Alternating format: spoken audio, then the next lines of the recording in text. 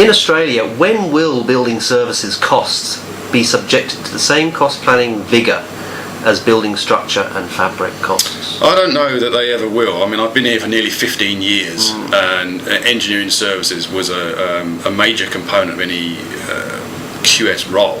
Yeah. QS firms' role would always offer engineering services and as a fee-earning service. I came here with the objective of trying to raise that profile.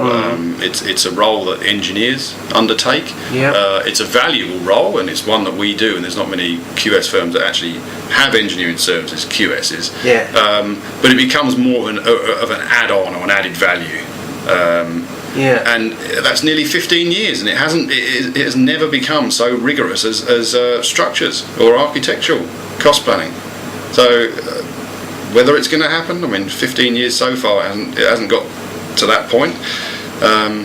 Clients like it. I'm not sure that the engineers are totally accepting of a QS taking that component of their service away from them. But engineers, do they have detailed cost plans, or is it merely just a cost plan rate based on the last job they did? Oh, most of the time it's a cost plan rate. Yeah, exactly. We've just done a job down in Canberra for the ANU, and there's several, tens of millions of dollars worth of engineering services in there, and the consultant had a rate per square metre for mechanical. That was it, and this was on preliminary design. Then we worked our way through the P30, P50s, P90s estimates, and there was nothing there. There was just a rate. There was nothing behind it. So if you've got a $50 million job and $25 million of that is services, and you were talking about having cost plan analyses of various options and stuff, and let's say you could save 10%, why wouldn't you do that to the services? Well, you should do that. It's just that there aren't that many engineering services QSs in Australia, and it's hard to try and promote it as a fee-earning service on its own. It becomes an extra service. So you can put a submission in and offer engineering services as an extra, but you're not necessarily getting any more fee for it. This just seems odd. Why don't the clients see the value in inspecting the engineering services? I'm sure they do see the value, but they don't like to pay for the value. They don't like to pay for the extra service. So we have engineering services QSs. Yeah. And they're full-time employed. They're flat chat, but we service every office. In Australia out of our Sydney office, but. Certainly our Hong Kong office have got a team of 10 engineering guys up there, so it's a lot more, but that's a UK model up in Asia, so one day maybe.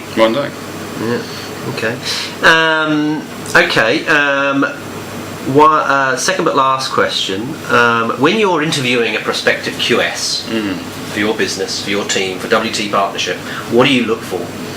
If it's a face-to-face interview, I mean, first impressions count for so much. So, presentation, communication skills are there because, I think partly that is because the role of the QS over here is a lot more client-facing. Because we want everybody to be in the initial stages, in the pre-contract stage phase, working with the client, so they have to attend more meetings. So as well as having a solid grounding in quantity surveying and having a reasonable education, they need to be presentable. They need to be able to write a decent report and put themselves across. So presentation has got to be one of the major factors. A solid education is the second, and experience. But it sounds like experiencing cost planning, though. Experiencing cost planning for us is definitely an essential. I mean, it doesn't matter that they haven't done it necessarily in Australia, because as we said earlier on, it's a transportable skill that you can take anywhere. That just becomes understanding rates and pricing, but the principles of being able to put a cost plan together. Good. Final question. How do you think climate change will affect the QS service that you provide your clients in the future? Well, that's a good question. We've just recently had our AGM, and I had to put a paper together on carbon and ESD and carbon trading.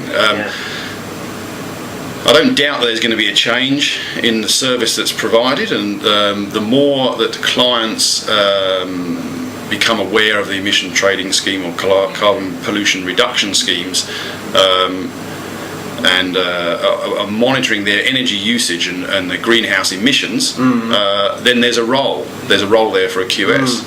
The RICS has produced a best practice paper on managing carbon management of real estate.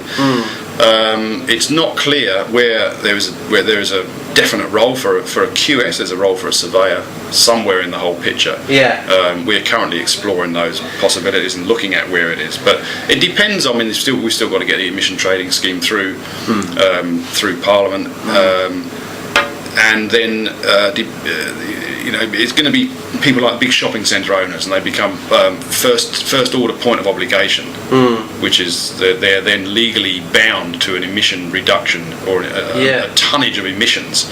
And there's someone needs to monitor that. Someone needs to calculate the embodied carbon energy in each building, which and offset and work out how that over the period of 10 or 15 years of operating life, what that cost is.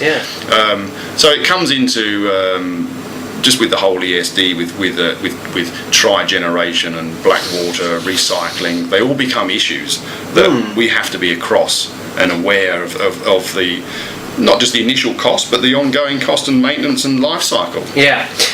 Because if part of measuring a building's footprint is also to do with how much energy did it carbon take, footprint. did it take to make the materials and bring the materials there. Surely a QS is going to be the only one that can, because you're going to have to start with the quantity, aren't you? You have to start with quantity. There's parts of it that a QS can do, parts that a QS can't do. I mean, it becomes very technical. I was speaking to a guy in New Zealand a couple of weeks ago about it, and they were talking about a project in Auckland, and they were going to get the materials from Wellington. But it actually ended up on the life cycle as a carbon calculation cheaper to bring it over from Perth. The capital cost obviously was more, but the ongoing cost or the embodied energy was less because of the way the manufacturing process of the material in Perth produced less carbon than the manufacturing process in Wellington, and from Wellington to Auckland is relatively close. Perth to Auckland is a huge distance, but it picks up all things. It's fuel, it's transportation. But who else in the? I mean, surely QSs are pretty good in the box seat as the ones to run that and manage that and be able to work it out and put it on paper and present it. I think the QS will need to work hand in hand with some more suitably qualified people. There's certain things that the QS can do, and there are certain you're putting statements in front of clients about potential costs over an 8 to 10 year period, and you're making a definitive statement of there's liability issues involved in all of that. So there's certain components of it that a QS can do, but to be honest, I haven't really got to the bottom of it yet. The RICS are looking at it. I know it's on the forefront of everyone's mind, but we haven't pinpointed exactly where it is. But there is something. There is something there. So it's something that we've all got to be aware of, and I mean, the more you read about it, the more it's just an issue that everybody's got to be across, isn't it? I don't. Well, and it's call me a conspiracy theorist, but there was recently in the news they've some hackers have got into one of the prominent universities that are investigating climate change, and they found out that a lot of the information has just been fudged to promote the fact that it is that humans are causing climate change, and they Well, humans are part of the problem. I mean, animals are a huge issue. So New Zealand have got that 80%, I think, of their greenhouse gas emissions is from animals. From animals. So how do you stop that? Exactly. Final question: what's your favourite cheese? Red Leicester. Is that right? Is that a British cheese? It's a British cheese. Can't get it over here either. Oh dear. Have to get it shipped in. That's good, Nick. Thanks for that. Okay, thank you, Adam. And watch this space, and thanks for your time. Okay, no problem. Cheers, Nick.